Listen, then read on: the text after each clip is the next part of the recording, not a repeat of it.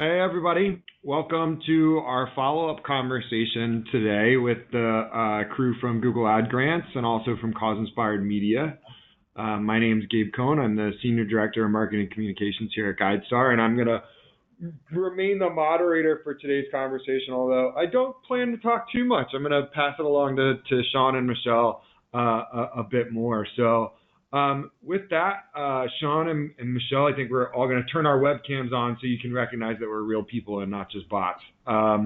We're going to take questions throughout. We have some questions to answer already, but same as last time, you can ask questions in the questions pane of GoToWebinar, which you can see here.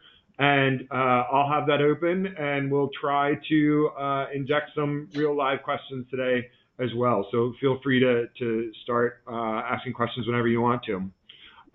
Yep, you already remember us from last time. If you're here today, then you were probably here last week as well. So with that, let me kick it off with our first question here, and then we'll go from there. So Michelle, first question for you. How can nonprofits get help with their ad grant account? Very fair question, one we hear quite a bit. So I mentioned in the last webinar that we are a smaller and scrappy team. We feel the nonprofit problem there in a lot of ways. And so, we want to serve as many nonprofits as possible. So we don't have dedicated resources on the ad grants team. But that being said, we do have a very skilled workforce that knows ads, digital ads, back and front. So you can always call the Google Ads team, which is literally for the US is 1-866-2-Google. We also have a really thorough help center for ad grants that's specifically things that are about our program or our policies. So that's just a quick, ad grants help center search on google.com. One thing that the ad grants team is very, very focused on is our community, like our online question and answer forum. So if you, we actually have a short link. It's http://bit.ly/ad-grants-help. Or you can probably Google ad grants online community and find us.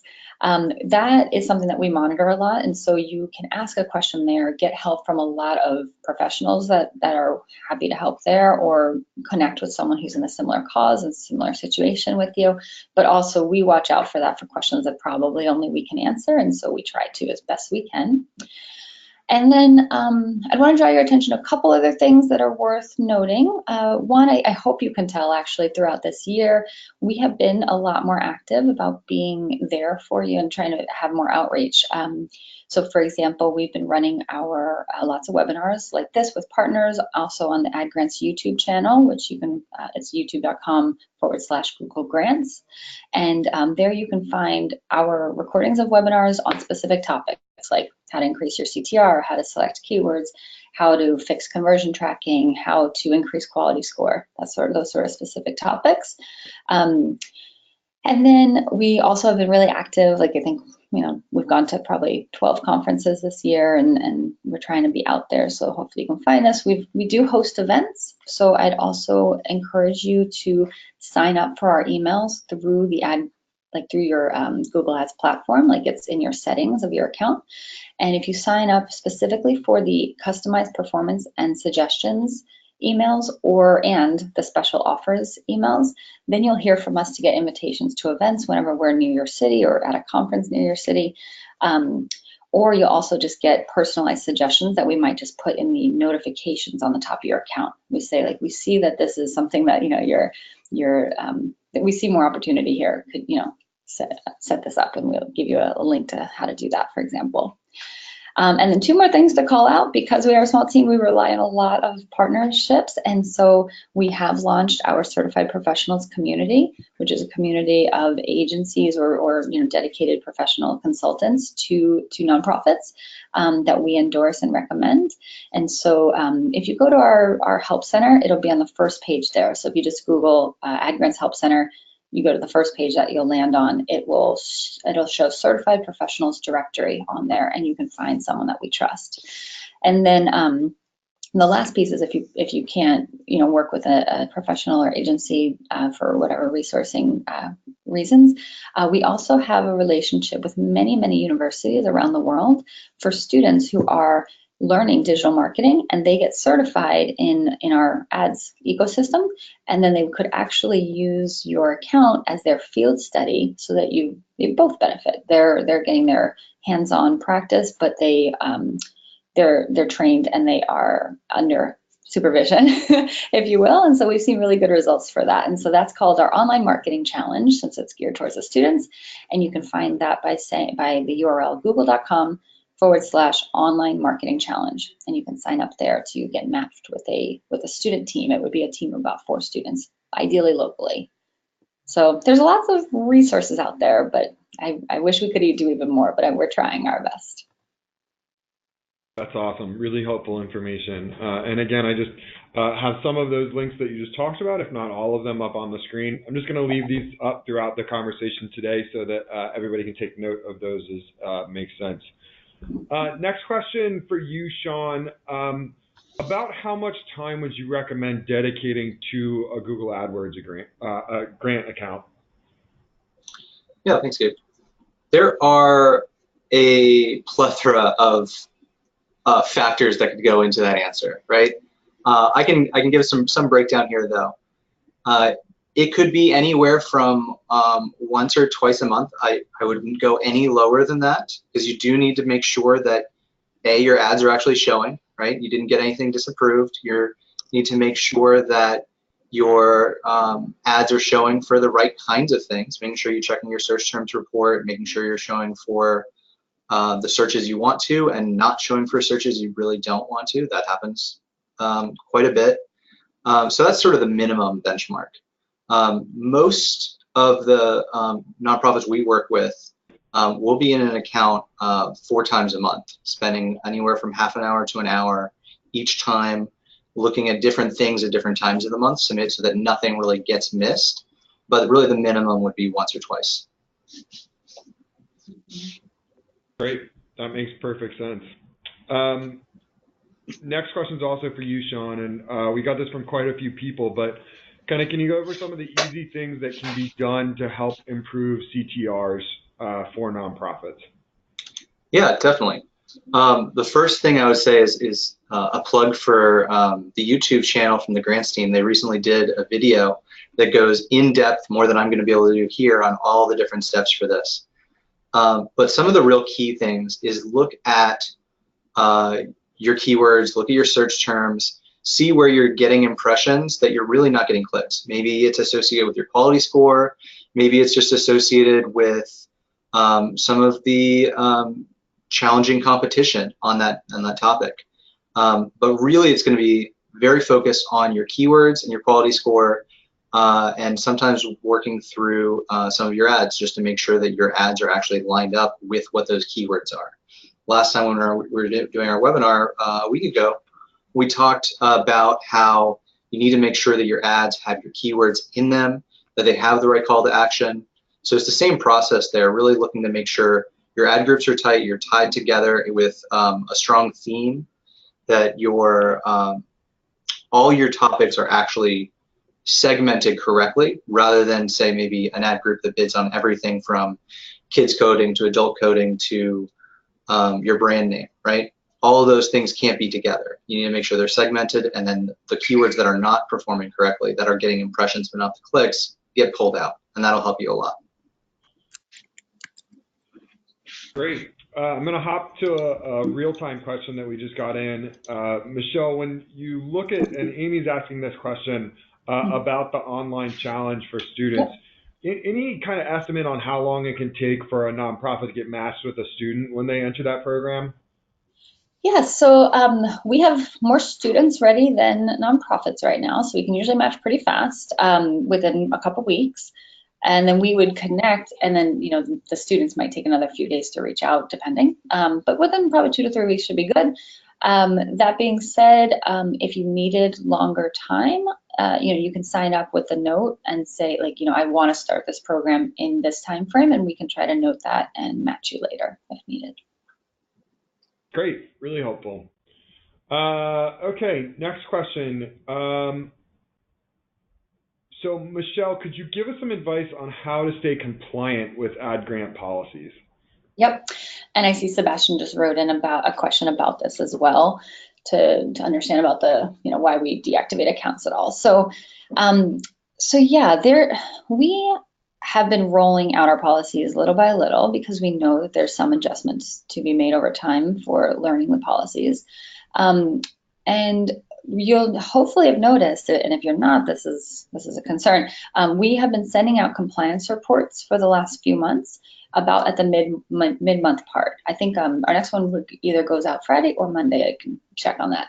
And so you'll actually receive a very detailed report saying what is flagged, basically, and it'll give you even the keywords and everything specific so that you can make sure to adjust it before we have a deactivation period.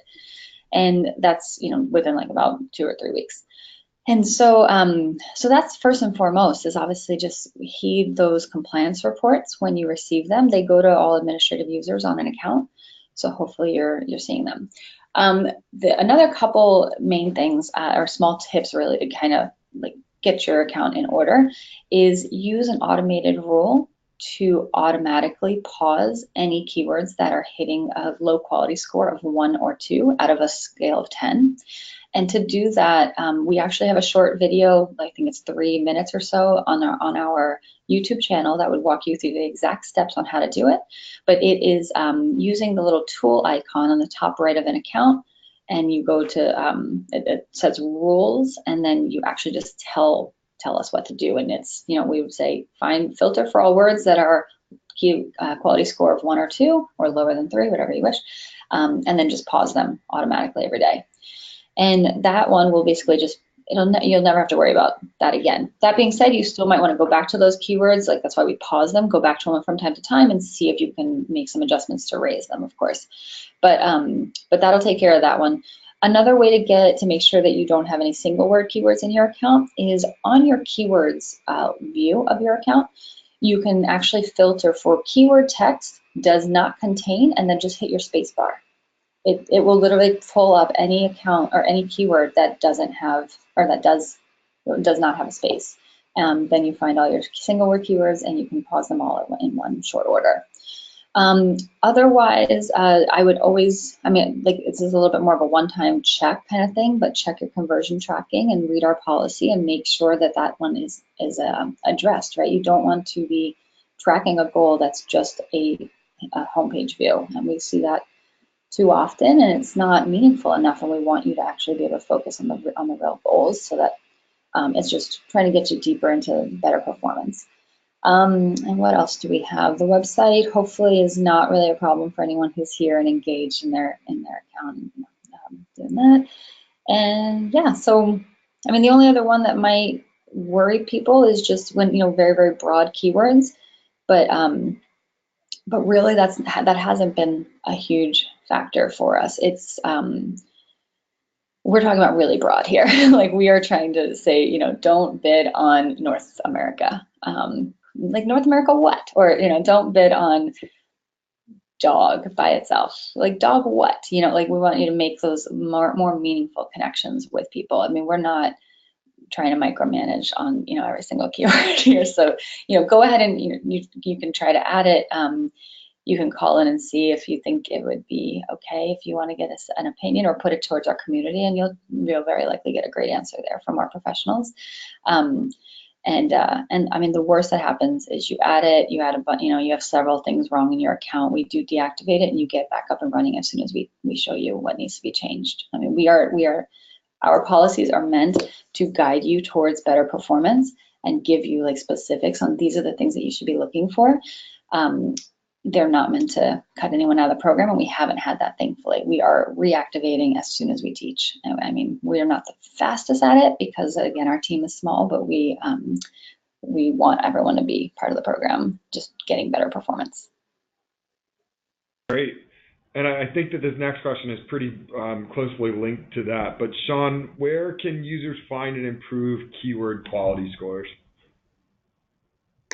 Right, definitely. That is incredibly important and is very much tied to what Michelle is talking about. There are a couple different ways to do this. First, I want to go through one way is to find that specific keyword and find the quality score. And the second is sort of my preference. But first, you can go to, in your account, you can go to your campaign, select which campaign you want to look at, which ad group you want to look at, and then filter down to just your keywords by selecting the keyword tab, right? Once you're here, you can hover over, there's a little white box you can hover over and it'll tell you what the quality score is for that keyword. For the way I manage accounts, however, we're looking at quality score all the time rather than checking on one individual keyword, right? So I would really recommend going to your column section and adding the column of quality score. So every time you're looking at your keywords, you can at a glance see exactly where all your keywords are. Maybe this one you should be worried about. Maybe it's not so low that it's outside program policies, but you should be paying attention to it. And maybe there's some keywords that you didn't think were as high of a quality as you expected, and you need to deal with that. You need to change some things on your landing page. Maybe you are surprised that some are much higher rated than you thought, and you can find new opportunities that way. So I would recommend always having it there, always taking a look at that data whenever you have a chance. Great. A follow-up on the compliance reports. Kristen said that she's never received one, and she was curious if that's something that needs to be opted into. It's not. It's actually for any administrative user. So, Kristen, I might send you a private message through here to check into your URL, like your account, and see if I can find it for you. But the other thing that's probably more likely, hopefully, is that we only are sending compliance reports to those who need to take action. So, Kristen, if your account is compliant and you haven't had deactivation issues, you're probably actually just not receiving them because your account is in fine shape. Great. No, I was thinking the same thing, that I don't remember seeing a compliance report come across, so that's a good thing. Yeah, excellent work, Sean. So, your account's fine, Gabe. Yeah, great. Thank you. So, Sean, next question's back to you. How would one go about tracking their goals in their account? Right, definitely. There are, again, I seem to get all the questions. I have lots of answers, but I'll jump right in there. There are a few different ways to do that. You can have Google Analytics on your website and identify the points of when someone has completed something on your website, whether it's reaching a thank you page, whether you've added additional code or using Tag Manager to track when someone fills out a form or clicks on a donate button. There's all sorts of things you could track, and all that information ends up in Google Analytics. Once you have identified what those goals are, you can connect your analytics account directly with the AdWords account, the Google Ad Grant account, and tell it to import those goals as a conversion directly into the account. Another option, if you're not using analytics, or you're maybe using something that's not easily trackable with analytics, it's an off-site conversion, let's say, you can actually go into your Google Ad Grant account and generate a AdWords conversion code to place on that final URL that's off-site. That can bring in information, anything from just someone reaching that page to, if it's a checkout page, you can modify that code just a little bit to actually pull in the monetary value of what donation or ticket purchase or anything like that is actually generated, and pull that right into your AdWords account, which is a great bit of information to use, as you can then use that to maximize conversions or target CPA. Great. Another live question that just came in, this one's from Matt. Do we still need to limit, sorry, 1 second, just got bounced around, there we go. Do we still need to limit campaigns to one location, like only US versus UK, or multiple geolocations? Michelle, can you answer that one? Yep. So thanks, Matt, for the question, because this one has been one that we've heard we had a misinterpretation on it early on, apparently. So people basically thought that you had to only show your ads in the place where you're headquartered, or where you're located. That's not the case. The geotargeting policy's intention is to show your ads where users will find it relevant. And so, it's just being more careful, like instead of the default setting kind of being everywhere, actually, make a decision on where it's appropriate to show your ads and where people will find value, and segment where appropriate. Like, for example, if you're a museum and you're trying to show ads for keywords related to activities to do near me, and then you also want to show ads saying activities in Paris, you want to those are different campaigns because they have different geo-targeting expectations towards them, and versus more often we see just everyone kind of lumping them into one thing. And so you can't show near me if you're not near them, right? And we see that on the other side through user experiences, and what you can really use as a gauge there is a location area of your account that you can see who's clicking and how the click-through rates vary by country and such. We do audit if you're tracking more than a couple countries, of course. And then just generally look for your landing page experience metrics, which is a subcomponent of the quality score.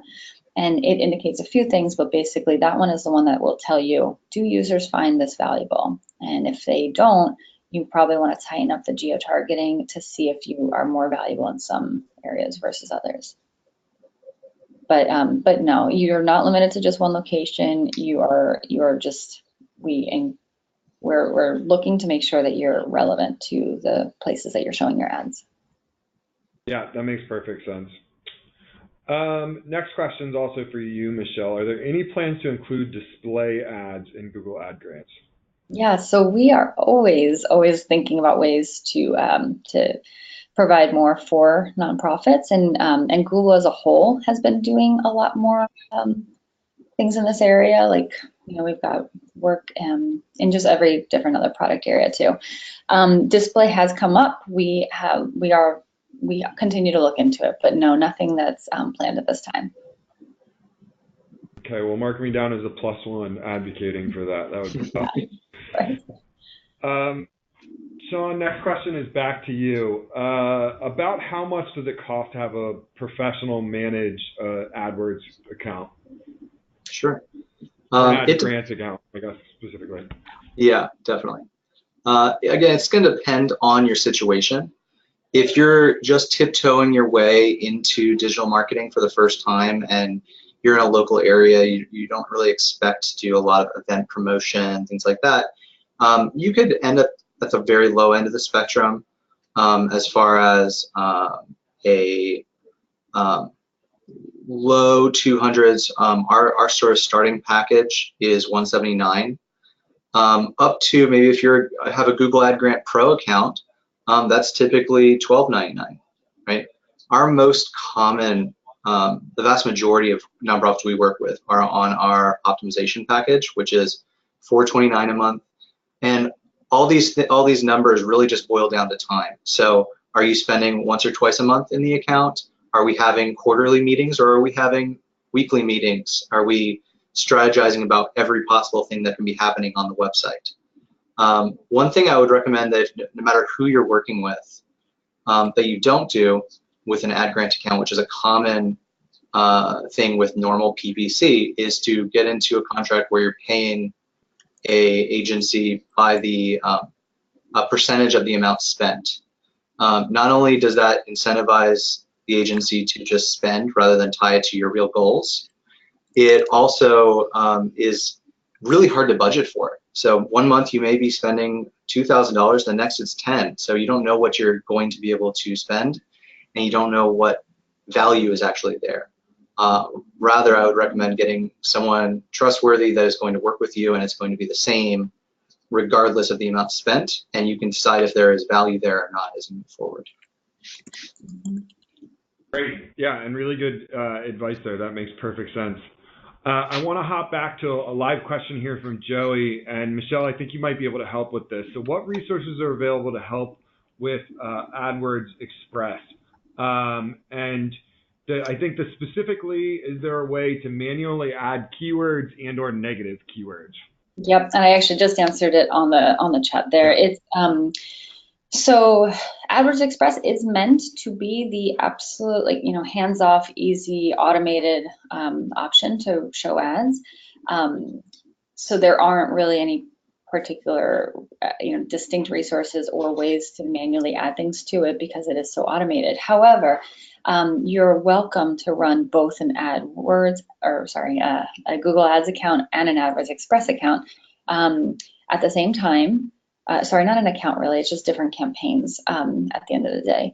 And you're welcome to do that. You're welcome, of course, in your scenario. I saw that you moved towards Express after policies were rolled out. You're welcome to come back at any point and try your hands at another campaign in our standard ads product. Yeah, that's one of the pros and cons of using Express, right? It's there, it's automated, but you don't have as much control. So we welcome you to try both, and it will just split your $10,000 per month across both, and it won't let you go over. So you're welcome to try both. Great, and really by helpful. the way, we did get a lot of questions in the past webinar about how to switch. It depends on which direction, but basically just Google the other product that you're looking for, and then log in with the same account information. And then you just have to set up a new campaign for it. If you have trouble, you can always call us in. And then on the note of calling in, I saw from Mike's question about calling in and often reaching our customer support team in India. So we do have a huge, well-trained support team in India. The problem for us is that ad grants accounts are not their main, that's not the main thing that they receive questions on, right? They don't get quite as much practice on ad grants specifically. And so we always know, that's why we want to supplement with other ways to ask us questions and come to the community if you really need something that's not getting answered for you that way. But typically the other thing you can do is you can try to chat in, and then you might reach people in all parts of the world as well.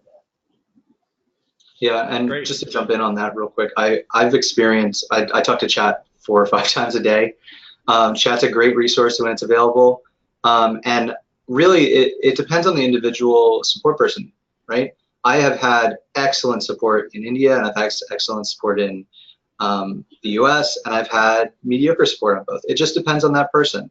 So if you have a frustrating experience, try again tomorrow. It'll get better. Good feedback.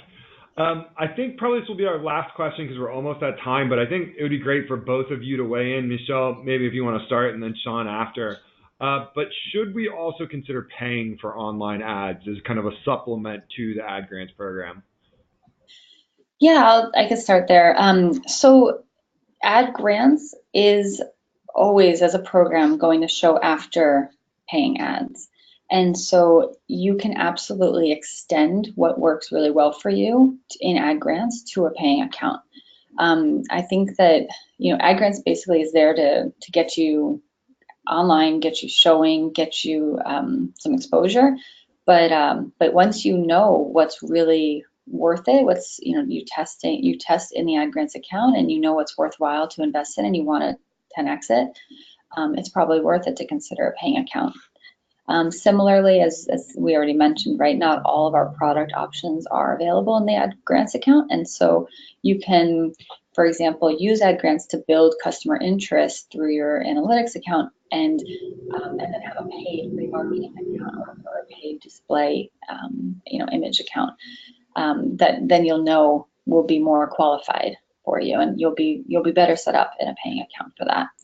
Another thing that we think about sometimes is, you always have ad grants available to you, but sometimes during really spikes in search, you might want to consider supplementing with a paid account. Like if your cause is basically mentioned in the news, or mentioned by a celebrity, or when you have an event, of course, or if there's seasonally high Giving Tuesday, right? There's some merit in thinking about supplementing, and it's not that it'll never compete in that way. So like you're welcome to keep your ad grants account on and just get more traffic from it.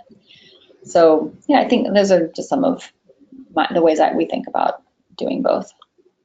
Sean, what else comes to Awesome. mind for Sean, you? we're pretty much at time, but any quick thoughts for you on that one? Just complete agreement. This is a great way to get your feet wet in the digital marketing arena, and it gives you lots of great data to make good decisions with your real paid dollars. Yeah, great. Well, thank you both so much. I know how much time you've put into these 2 webinars, so we really appreciate it, as I'm sure our audience does as well.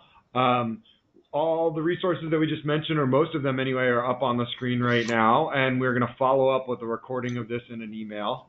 So thanks again for everyone's time, and have a great rest of your afternoon. Bye, everybody. Bye-bye.